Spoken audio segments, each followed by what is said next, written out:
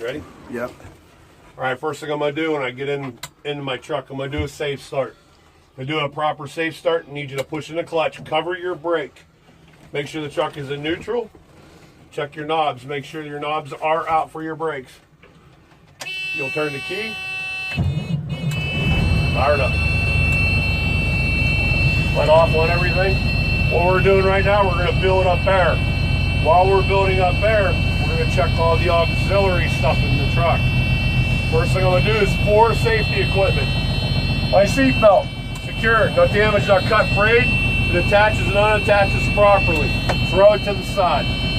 My 10 BC fire extinguisher is secured in its bracket, pin in place, fully charged. I have 3 reflective triangles in the back there with you guys. They're secure, not damaged, not broken. They are the proper color. Also have fuses in my fuse box. They may be in a dash somewhere. Just generally point to the fuse box or up on the dash. Next thing I'm going to do is 4 gauges.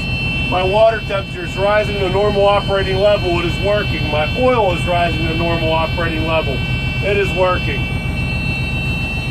My voltmeter is rising to a normal operating level of 14 volts. It is working. My air gauges are rising to a normal operating level of between 100 and 125 psi. They are both working. I snap on my lights. I'm going to check my high beams. My high beam indicator is working. My 4-way indicators are working. My left is working and my right is working. I'll turn my lights off. My windshield wipers and washers, no fluid, but they are working. Turn them back off. I turn my heat defrost on right here. Turn the blower on. My heater and defroster are both working. Turn that bitch off. I'll beat my city horn, which should work. If it don't work, then I'll blow my country horn. My horns are working.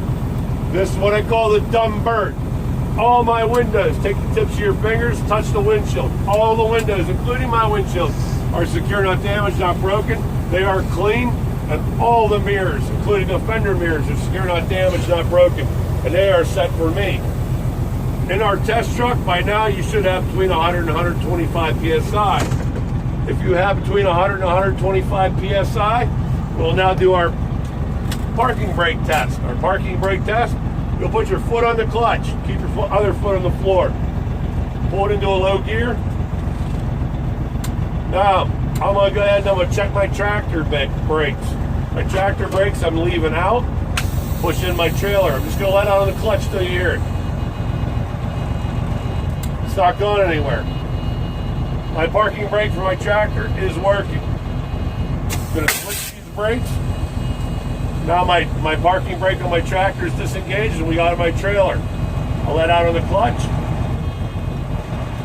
It's not going anywhere. It is working. Push them both in. This is where I want to cover. Still in gear. I'm going to let out on the clutch. I'm going to roll a couple inches. Stop. Put it neutral.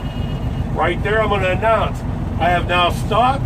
My truck did not pull to the right or left. My brakes are in proper adjustment. They are working. Make sure you have between 100 and 125 psi. Announce to the tester. I now have between 100 and 125 psi. I am now going to do my air leak down test. Reach over and turn off the key. Turn the key back on. When you turn the key back on, my ABS light has come on and gone off. It is working.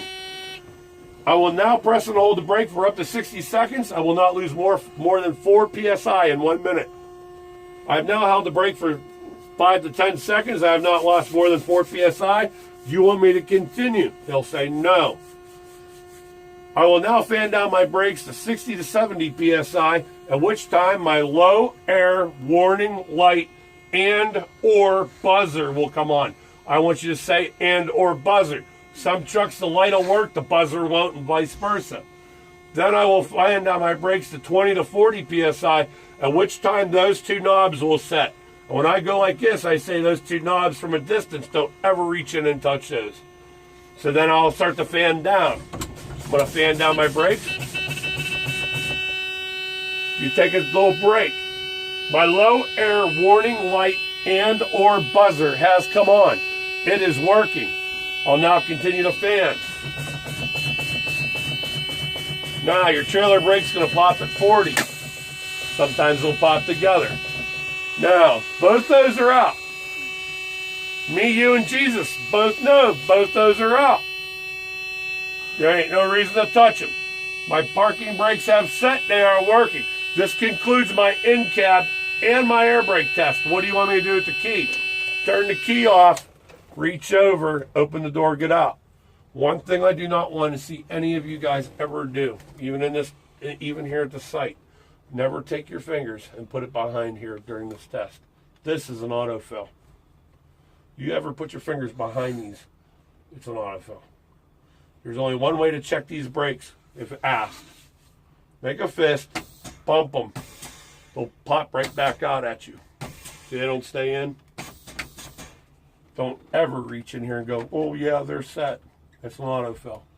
The other thing, if the tester does not have their head turned looking at you, don't even move your hand towards those knobs.